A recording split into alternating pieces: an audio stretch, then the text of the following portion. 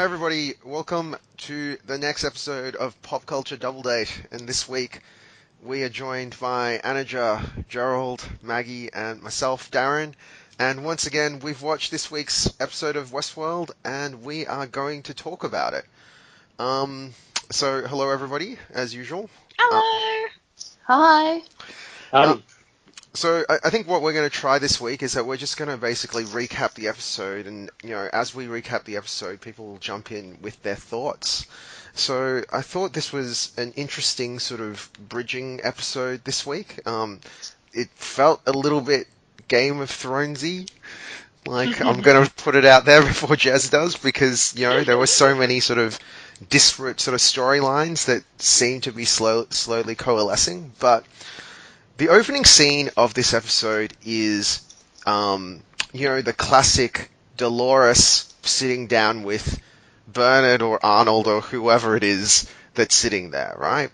And they're having the conversation, and then all of a sudden there's a role reversal, and you realize that Dolores is actually in control of the situation, and she is the one who has host control over the Arnold-Bernard host. And then she says, very interestingly, she questions something that Bernard and Arnold is saying about, and it's linked to the theme of this week's episode, which is around choosing your own fate. So it's a should or could. I think Bernard says something along the lines of whether he should do something or whether he could do something, and Dolores corrects him, right? And she says something about how she is testing him for fidelity, which obviously immediately rings back to the Delos episode, where we know that, that word fidelity pops up again and again. So the question is, what fidelity is she actually testing for? I thought this was a super intriguing opening scene. What's everybody else's thoughts? Who wants to jump in? I'll jump in.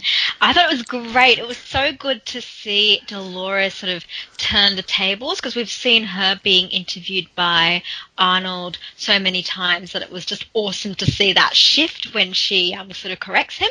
I think that this scene raises the 4 W's of when, where, who, and why. So when is this happening? Is this happening in a different timeline? The past? Is it current? Like, when in the story is this happening?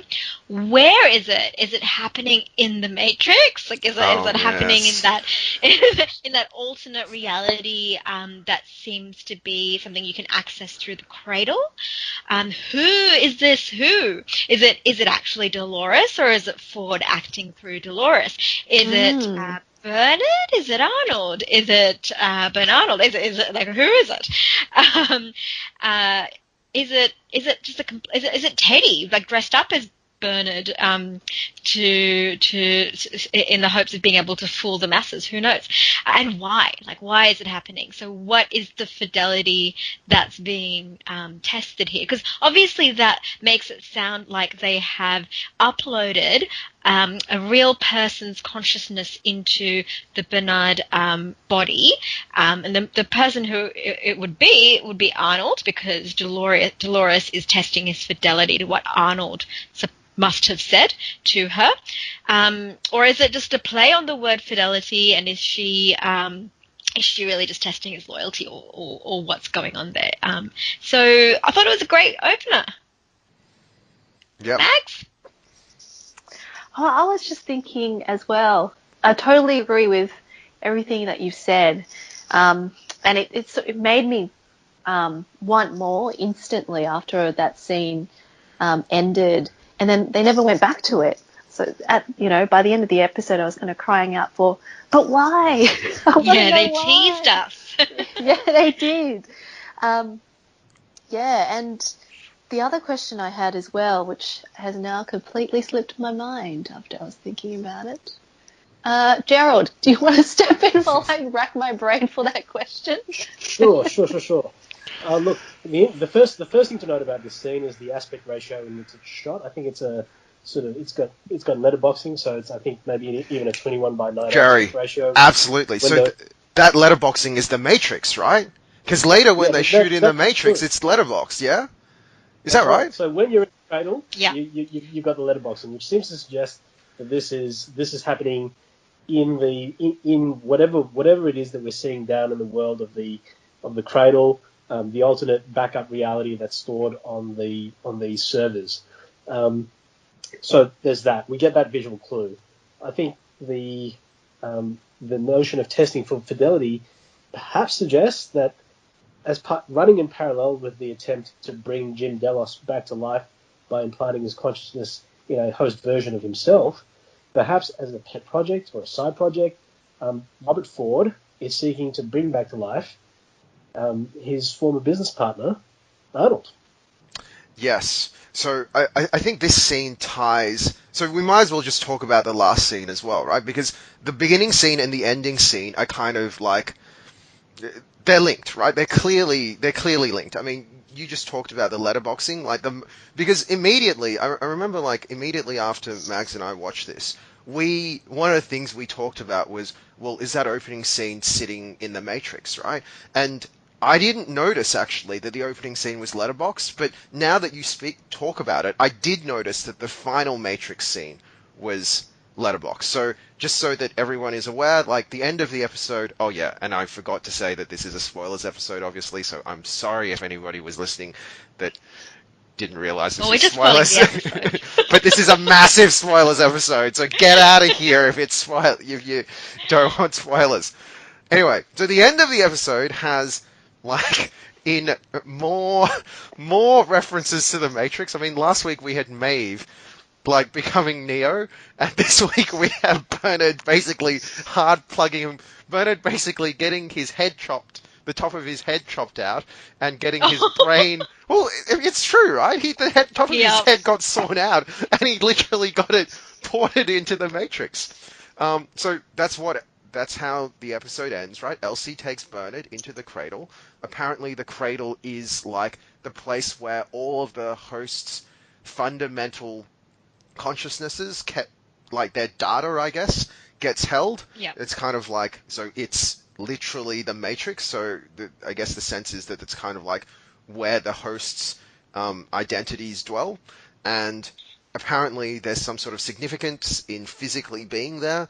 And Bernard, being physically there, gets his host brain taken out. And we realize that the host brain is not actually just the sort of white container thing, but inside the white container thing is this brown ball, for lack of a better word. And the brown ball is actually the host brain, and it's the brown ball that a few episodes ago, when we see the Bernard flashbacks when he's being controlled by Ford, we see that Bernard takes a brown ball out of the sort of the Delos site where everybody was killed. So clearly, Bernard took some sort of artificial brain out of that site.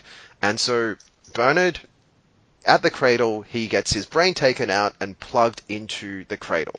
There he interfaces and he physically experiences the cradle as Sweetwater. He walks into the saloon and there is Anthony Hopkins playing the piano. So Ford is clearly there.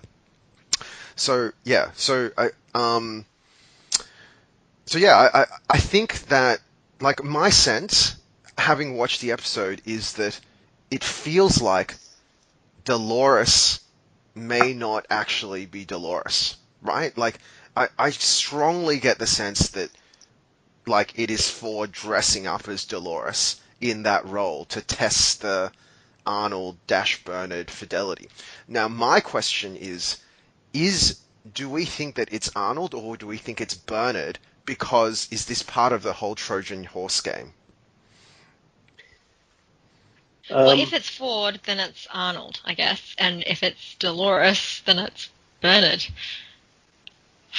But I think, in a sense, it may not make much of a difference. It may be the case that the Bernard we see in episode after episode after episode is some sort of placeholder personality in the physical host form of Arnold that Anthony Hopkins or Robert Ford has implanted whilst he's still perfecting getting Arnold's consciousness back online.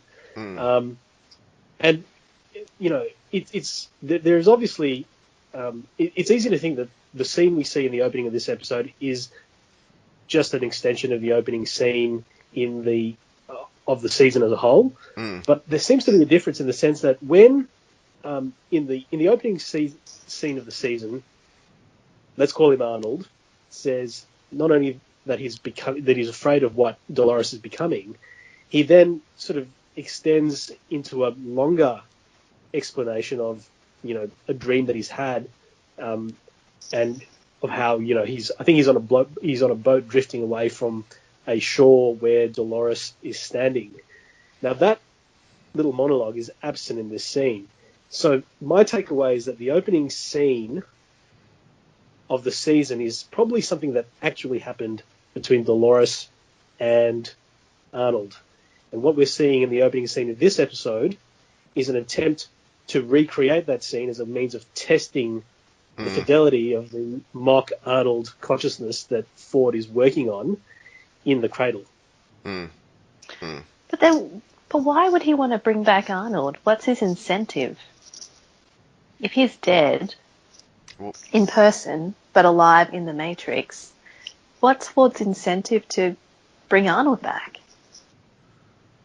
Yeah, I don't see the incentive either. Well, I think he's haunted by Arnold's death. I think he feels a sense of guilt because what we know from the first season is that Robert Ford has come around to the Arnold point of view concerning the consciousness and importance of these robots. So he's come around to the way Arnold sees these robots.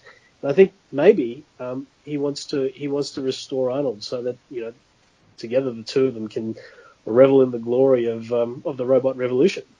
No, I don't think there's an Arnold, and I definitely don't think Ford has come around to the view that these robots have like a value akin to what human beings have. Anyway. Yeah. Go ahead, Joe. I think this is the core discussion, right? This is why we've talked about this, how Ford is ultra enigmatic, because you're constantly second guessing whether he's a benevolent god or a horrible god, right?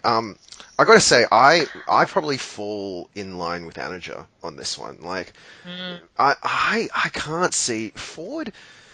He's everything he does suggests that he's a bit of a megalomaniac, right? Like, I can't, like, my sense. So go on. Yeah, like my sense is that there is a very that whatever Ford is doing inside the Matrix, it is not altruistic. It is, like, my sense is that it is not driven by sort of some human, like some sort of emotional attachment or something like that. My sense is that it's got to do with the fundamental, like, the business or something like practical, right? He wants to get some sort of outcome out of this, right? Like, there's a specific outcome that he's gunning for the chaos in the park, or luring all these people into, like, Westworld.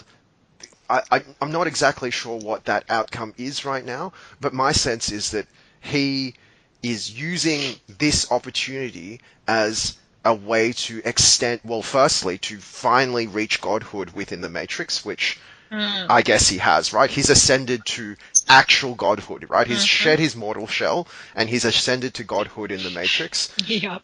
And I think this game that is going on right now, like, when I saw him in that saloon at the end, my immediate thought was, okay, let's be clear now, right?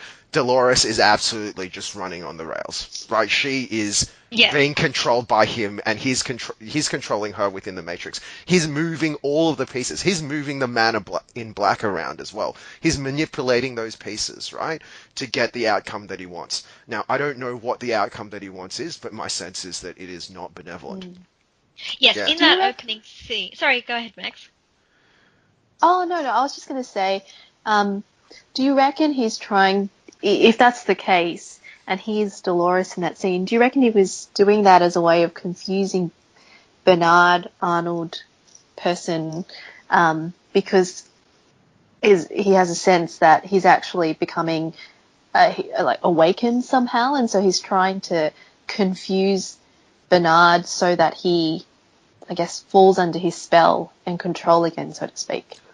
Look, I would probably fall in line with Jerry's interpretation of that scene, which is that he knows that this is something this is a documented thing. Because, like, remember the Delos episode, they keep playing through the same scene again and again for fidelity to basically check the accuracy of that individual. So my sense is that Ford is clearly trying to check the accuracy of the Bernard Arnold consciousness that he's building, so that when he puts him out into the world, it is undetectable, right? But Yeah. this, like the scene with Dolores, is something that he can. It's like a baseline test that he can absolutely check against all the time because he has the records, right? Like, I mean, he might not have Arnold's brain, but he's got Dolores's brain and all of the previous file data, so he's got those records online. So it's kind of like he's got a set baseline that he's testing against, which is that scene that Bernard and Arnold or whoever it is, Jeffrey Wright, whoever he is playing, is experiencing with Dolores. And So, here's the thing: in that fidelity testing scene, Ford/Dolores is testing for fidelity with the Arnold who believed that it was his right to decide what the fate of the robots was going to be. You know, that's what Dolores says, right? He never questioned whether it was his choice to make. He simply questioned which choice to make. So the idea that Ford is trying to bring back Arnold because he now sees the robots as akin to humans. No, he's trying to bring back someone who believed that his choice was what mattered when it came to these robots, not their own autonomy. So that's why I just don't think Ford gives a crap about the robots. There's also something that I just want to quickly observe, and that is that what is possible is that this exercise of bringing Arnold back to life via these fidelity tests in the cradle is merely Robert Ford perfecting the technology that Delos is trying out to keep himself alive, and obviously Ford has perfected it because he's uploaded himself into the cradle, and he's working perfectly. He's not breaking down the way that fake Jim Delos is, lasting only 7 days or 14 days, etc. He's actually working out his backup, and so it may well be that the attempt to resuscitate Arnold is no more than him just perfecting the technology in a way that is not accessible to Delos. I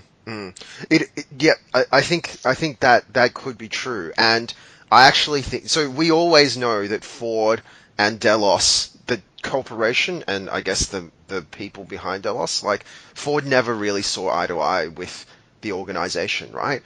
And when I think about it, like, so a few weeks ago, Energy, you were talking about how the Future World, the Future World movie that you and Jerry were panning was like basically about robots going into the outside world, right? Is that right? Is that what the story of that is? Yes, I think so. Do they actually get out there? Yes, that's what they did. They replace people in the actual world with robots. So isn't that, like, if you think about it, right? If we don't believe in benevolent Ford and we believe in megalomaniacal Ford, right? Malevolent Ford, yep. Yeah. Couldn't Ford be making a real plan on global godhood? Because he can achieve that. The moment he gets hosts out into the real world to affect and controls them. Yeah. Well, I mean, he controls the hosts, right? And if you think about it, like, if he can get hosts out into the real world and those hosts are indistinguishable from humans and they can start interacting with human society and they have the ability, they're stronger than humans and they're smarter than humans and, Ford can tweak their characteristics, right? And so they can become major influential characters in human, like, organic human society, right? So if he is able to do that, he will basically have attained godhood, not just within the Matrix, but within the world in general, right? Yep. And Yep. if I think about it now, you think about last season when Maeve was thinking about leaving the park, right? What if Maeve is the only wild card here, in that she should have left the park, and in leaving the park, she was the card that Ford was going to play to influence the outside world. She's like the first seed that he was going to plant in the outside Yeah, world, totally. right? I And think she's the only wild card, yeah. yeah, because remember last season they talked about how Maeve's someone had played with Maeve's programming to allow her to kind of wake up, like, like to be aware of, when she was being sort of maintained, I guess, and put back into the Mm. park.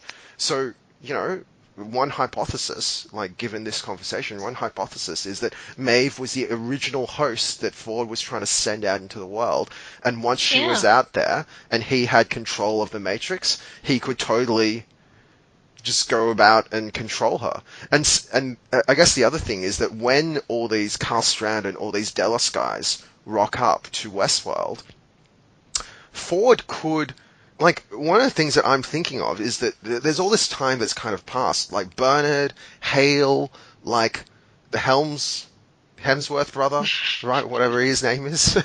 Right. Yeah, Stuff. Stubbs. Yeah. All of those Ashley guys. Stubbs. Ashley Stubbs, you're right. Yeah. All of those guys could have been replaced by robots, couldn't they? Am I going nuts? Am I Oh, like for getting sure. going No. No, to like? no, Daz, I think you're onto something.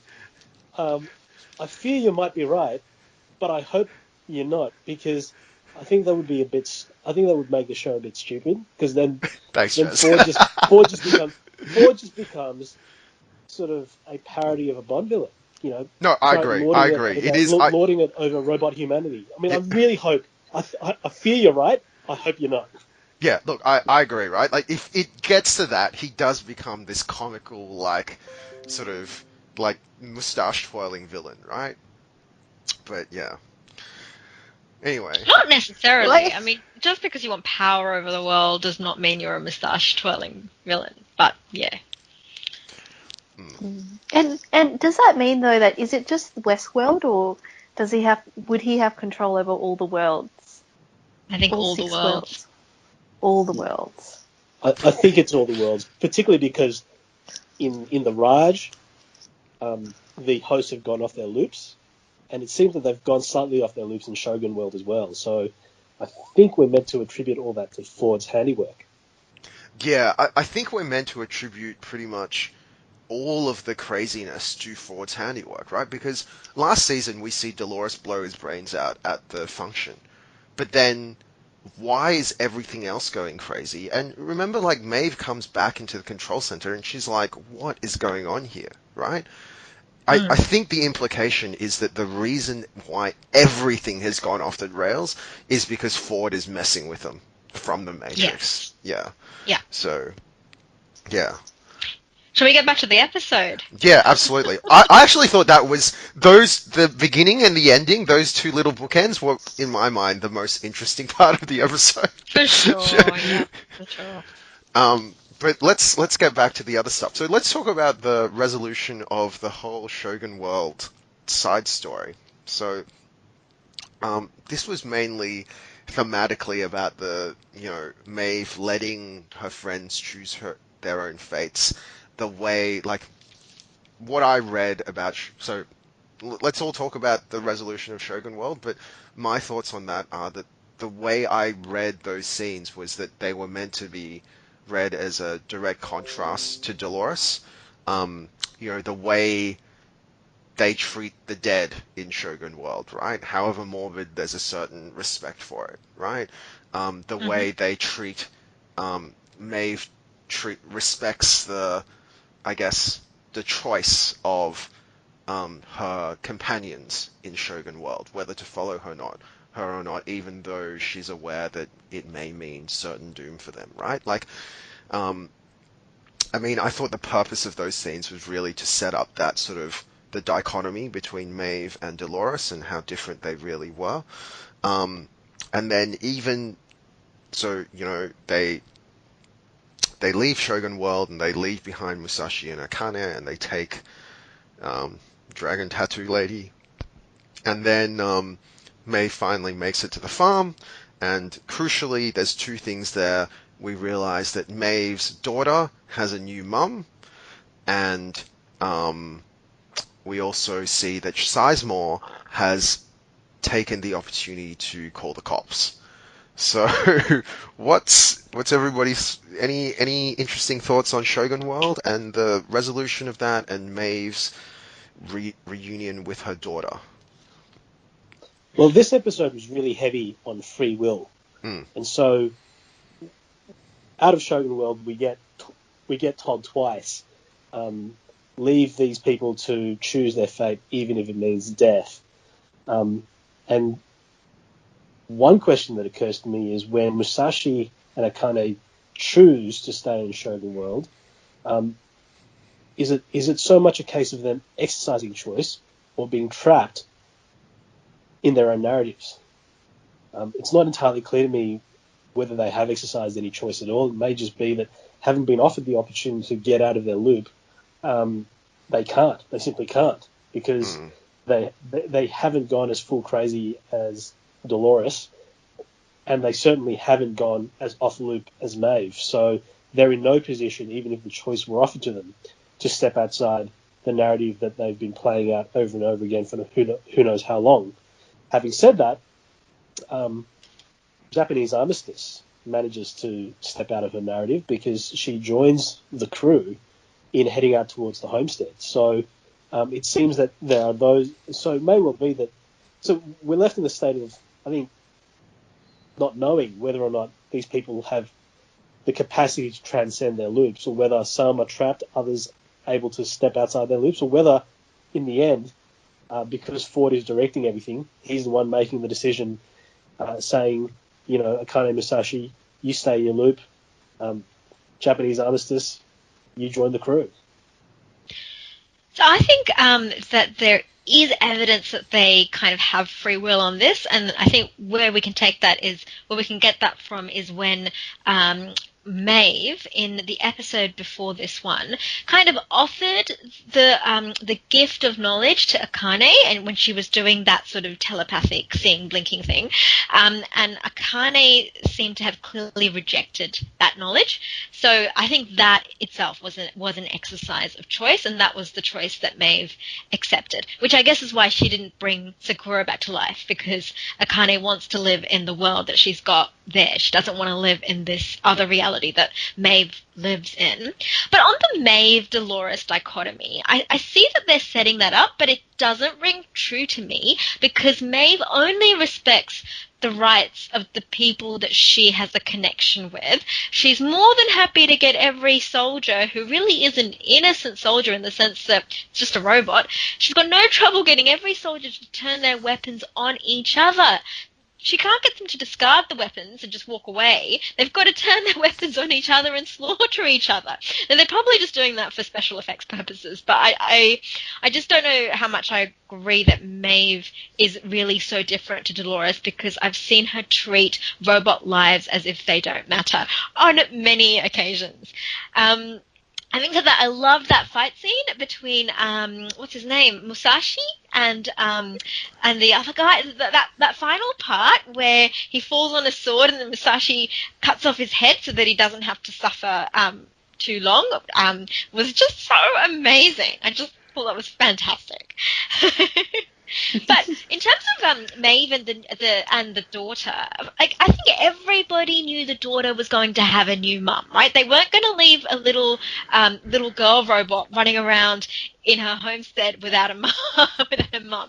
So she was clearly going to have a new mum. So the fact that Maeve is really smart and didn't foresee that is bizarre. And then secondly, once she did see it and she comprehended the reality of it, the fact that she let her daughter's new mum just left her there to be killed by Ghost Nation while she grabs the daughter and runs with the daughter screaming, "Mum, Mum!" She's screaming for her mother, which is now this other person. Again, just highlights to me that Maeve, I just don't know how different she is from Dolores, in a sense. What are your thoughts? Mags? Well, really liked the ending of Shogun World. I thought that was a really poetic ending to that kind of side story. It sort of still made me question whether or not Ford really does have control over the entire dominion, so to speak, of the 6 worlds, and whether he would even care to actually have dominion over each individual life, because if he's ultimately quite a selfish being. And Maeve, it sort of, to me, it kind of read like, she was hanging on to that hope that her daughter was still her daughter, and that she was still a mother. And this was sort of the defining moment where that final illusion was shattered. So it'd be interesting, I think, to see whether or not this kind of triggers her to be fully independent, and sort of fully let go of her backstory, and those memories, and sort of make her own. So it's still, like, Dolores alludes to that in referring to her backstory and personality, and Teddy's backstory and personality as being, crafted by these human beings. And that implies that she has some kind of awareness or ability to step away from that, but her actions, I don't know, maybe she is being fully controlled by Ford. But it's interesting because I just thought, well, now that Maeve knows for sure that it was really just a story, how will she actually react to that? But I guess she always knew that it was really just a story. It's just that she kind of felt that the emotional connection was still real. So look, to some extent, I still agree with what you've said there, Mags, which is, I think it'll be interesting to see next week whether the daughter has any sense of recollection, whether there is something that runs deeper than memory, I guess, to bind those characters together. Yeah, so interesting points, everybody. Like, can I just respond to what you were saying, Anaja, about so about Maeve and her morality? So, interestingly, what you said when I was watching the episode, those things really struck me as well, right? But so sometimes when I watch these shows, there's a certain, like we talk about the internal logic of the show, right? And sometimes I'm willing to be swept away by the like kind of, the sense that I get is that the showrunners are trying to sort of like are trying to make Maeve the good guy, for lack of a better word, right? And so sometimes I'm willing, like, I see those discrepancies and I'm like, yeah, you're right. Like, why is Maeve butchering all these robots, all these Japanese robots? Why can't she just, like, send them all into the Matrix and liberate all of them? Why does she need to get them to butcher each other in such a horrific way, right? Like, why is it that only Akane and Musashi matter? Like, what about everybody else there? Like, you have the ability to help everybody else. Why are you letting everybody else die? And then, when she picked up her daughter, the exact thing that rang in my mind was, well, what about the mum?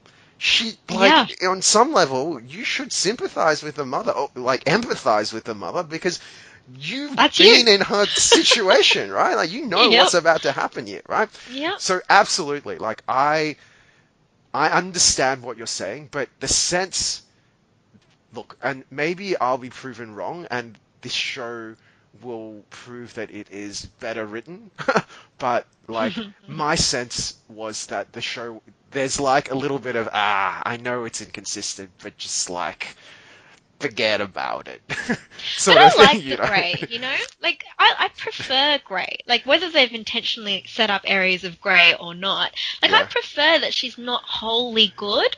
Do you know what I mean? I just think that makes her way more real than someone that was wholly good.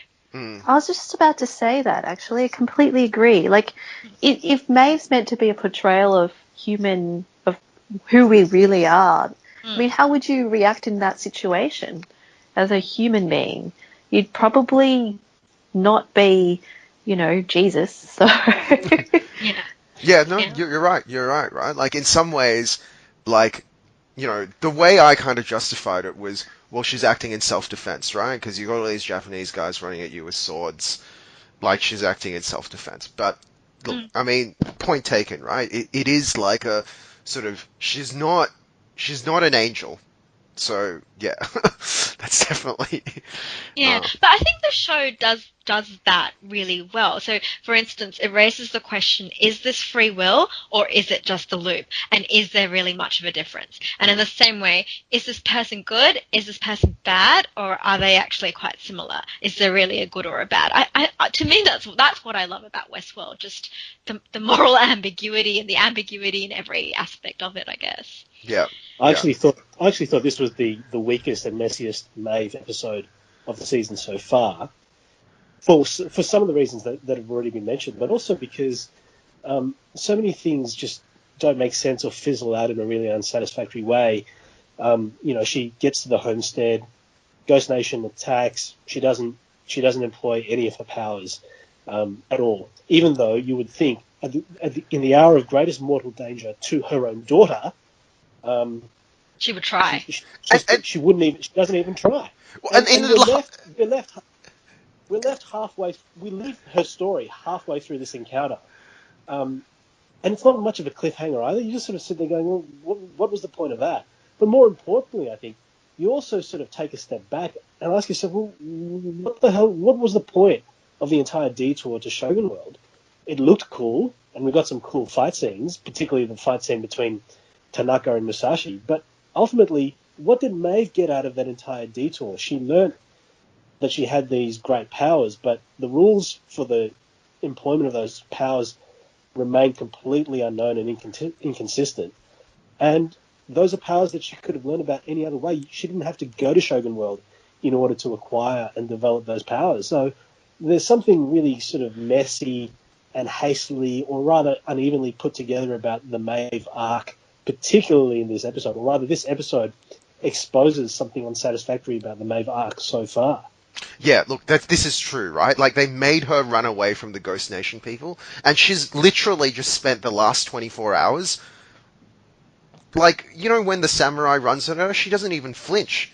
She just makes them kill Yep. each other, right? Like, so there is that weirdness where she should be at the height of her powers right now, right? Like, she's been exercising them, like, consistently. And then all of Yeah. a sudden, like, at this point, she just kind of, and then the Ghost Nation guys run around, right? Yeah. So here's And another. she knows their language as well, because she speaks to the chief of the Ghost Exactly. Nation Exactly. troop in Well, Lakota. yeah.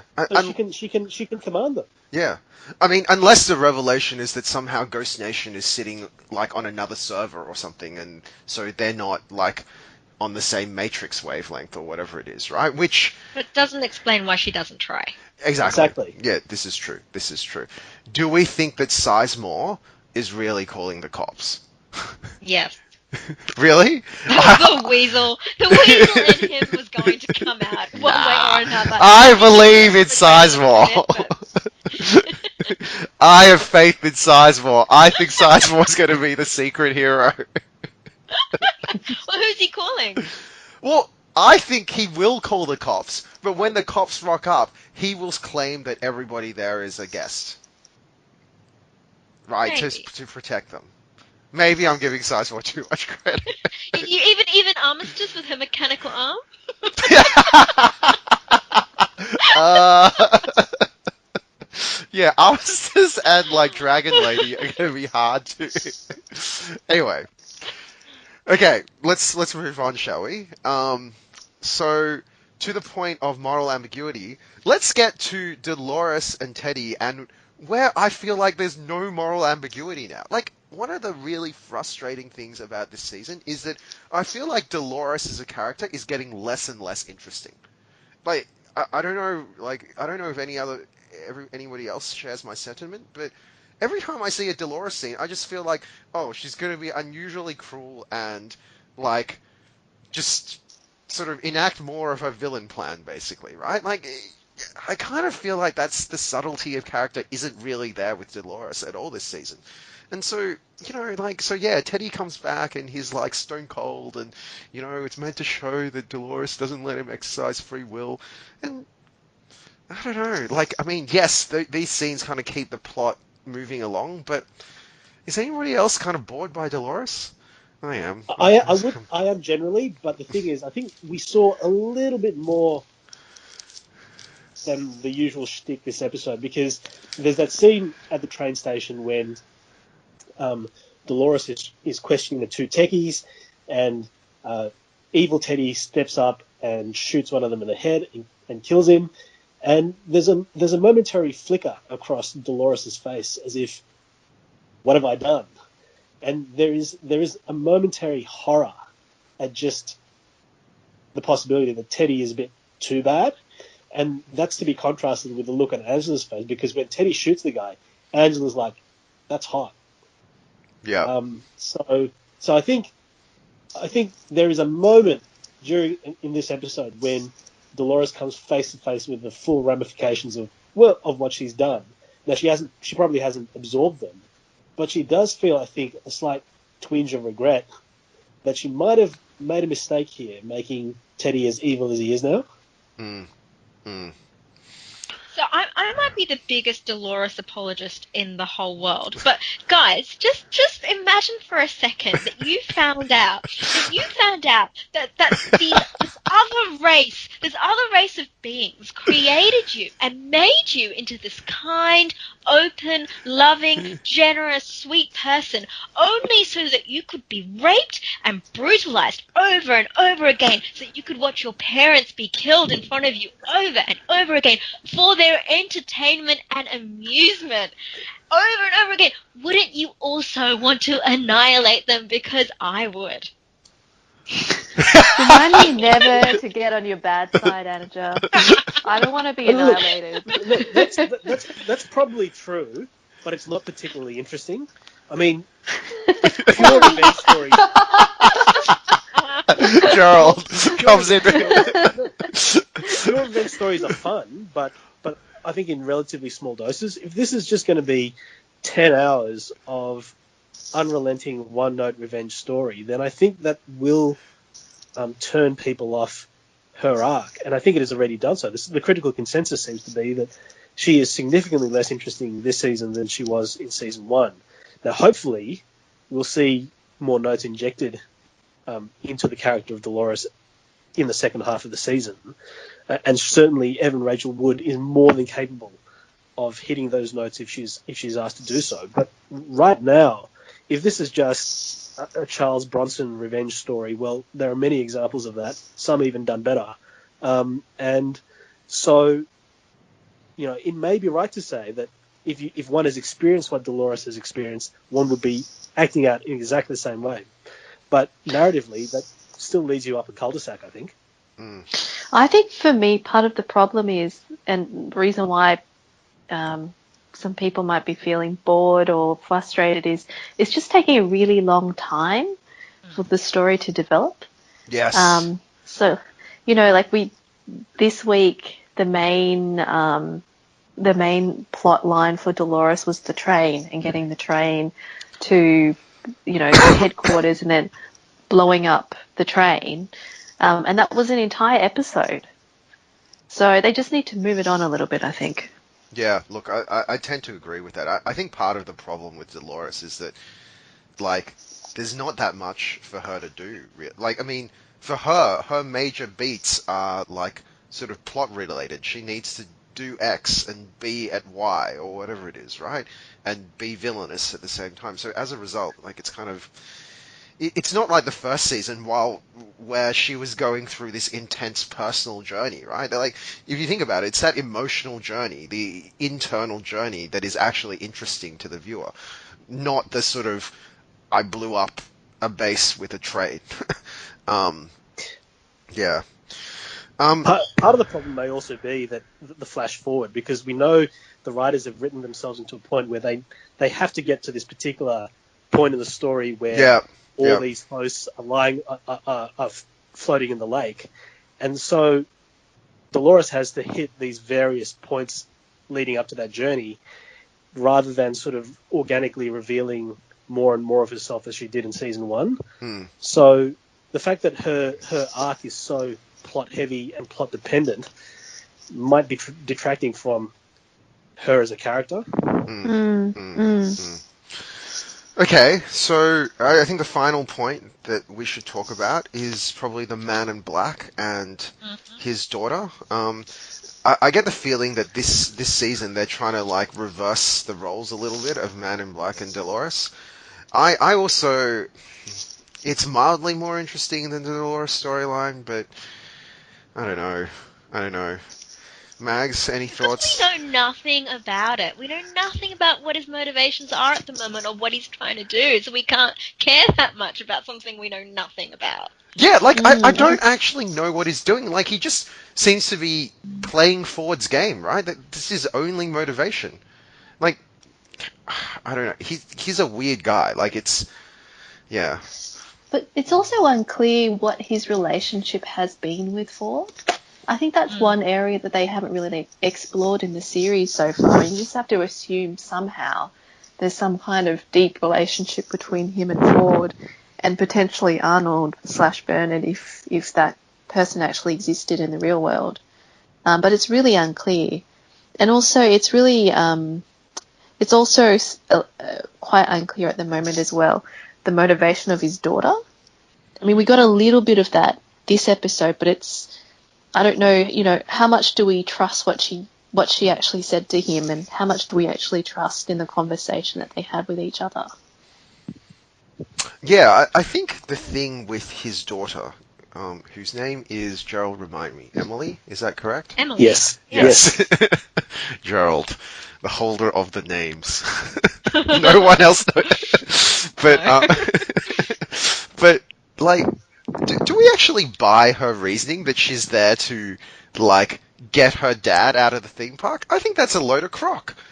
Like, she was clearly, like, when you first see her, she has the notebook where she's looking at a map and she's got the Delos symbol. I think she's searching for something else there, right? Like, I think that she wants to use her dad to find something else.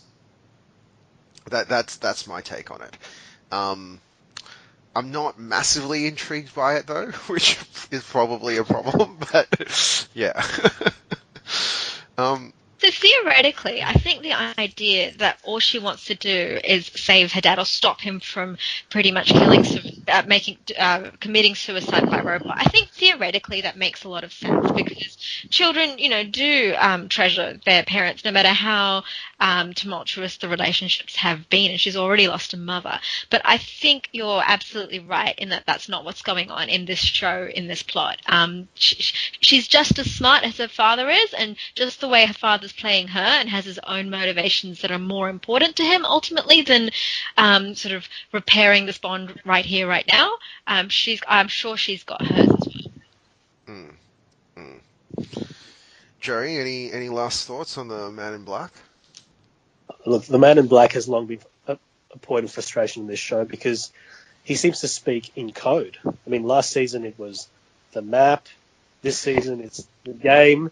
Exactly. And oh my god. In both cases, you don't find out very much of anything until near the very end, and it takes a while to get anywhere. So as fine an actor as Ed Harris is, the fact of the matter is, the way he's written is utterly obscure, and you sort of scratch your head thinking, where is this going, and what's the point? And why is he being such an like? It's for me. It's kind of like what. I know. Okay, I guess from a dramatic purpose, from a sort of like building intrigue purpose, like from a purely sort of dramatic purpose, he needs to be obscure. But if you think about it, he actually has no. Like, what's his rationale as a character to be like? Why would you talk like that? What's wrong with you? Are you a human or are you a host? Like, what's wrong with you? I mean, if he turns out to be a host, that will be brilliant, right? It'll be like, oh man, that makes sense. That's why he was speaking in code all the time. But who speaks like that? Well, don't forget, he is able to repair gunshot wounds to him very quickly, just like the way the hosts are with that laser kind of gun thing. And he does seem to have insane amounts of strength for a very old man in hand-to-hand combat with these young, strong robots. So, and the original Man in Black in the original Westworld movie was a robot. Oh, Oh, interesting. oh, because he was Yul Brynner, right? He was Yul Brynner. That's right. Yep, that's right. Yeah. Twist. Twist. Yeah. Well, what if? Look. I mean, there's heaps of what ifs, right? But yeah, what if what if one of the other Delos facilities that Emily is looking for is her dad's brain, right? To get another copy of her dad's brain. I don't know. But you've got to say, like, if that were the case, again, you would just, I would just pick up my remote control and throw it at the TV, because you'd be like, well, hold on, there are only so many times you can play narrative tricks on your audience before completely losing them. You're just sort of shifting the goalposts and shifting the rules of the reality over and over again in order to trick your audience. You're not trying, it's as if the showrunners are secondarily interested in telling a story. They're more interested in playing tricks on the audience. I think that would be a big mistake if the Man in Black were A robot. were a host. Yeah. But it is actually very possible. The thought certainly crossed my mind as early as episode 1 of this season. Yeah. And if you have that combined with Robert Ford being Dr. Evil, planning to lord it over robot humanity, that would be an absolutely catastrophically bad ending for the show and this season. Look, I mean, I think the way we're talking about it is in a very sort of overt sort of way, right? My sense is that, as I was theorizing that, my sense is that it may end up being sort of Robert Ford being Overlord of humanity, but done in a slightly more subtle way, I guess. Yeah, my bet would probably be that the Man in Black is human still, but Robert Ford lords over humanity. Anyway, we'll see. We will see. Yeah. Okay. Any other thoughts before we close out for tonight? Okay. No. Did you watch the preview for next week? I have haven't not. watched I'm so don't- woefully underprepared. Did you guys watch it? What sort of We did, but I podcast is can't this? What sort of pop culture enthusiasts are these? Yeah, no, we did watch the preview, and it doesn't tell you very much. In that way, it's actually very similar to a full episode of Westworld. Oh, come on! It's so Uh, harsh. I love the show. I don't know. I still think it's really good, and I think wherever it goes, it will be satisfying and rewarding. Yeah. Okay. Yeah. I probably agree with that. I still like the show. Like, it's still intriguing, right? So I'm definitely bought in. Yeah. Yeah, and Maeve is still my favorite character. I think we've got. I know that Anaja is really pro Dolores. Mags is Dolores pro. is still mine. Mags is pro I'm pro Maeve. Maeve. Maeve. Jerry is pro Man in Black. And No. I'm pro Bernard. you're pro Yeah, you're Bernard. pro- I'm pro I think you're Sizemore. pro Game of Thrones. You're pro Game of Thrones. Yeah, Jerry is pro Tyrion Lannister. He's in like Game of Thrones world. Yeah, no. Darren, who are you pro? Sizemore. Yeah. Sizemore's my man.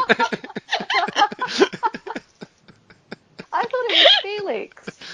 No, Felix is an idiot. No, I'm the one who likes Felix.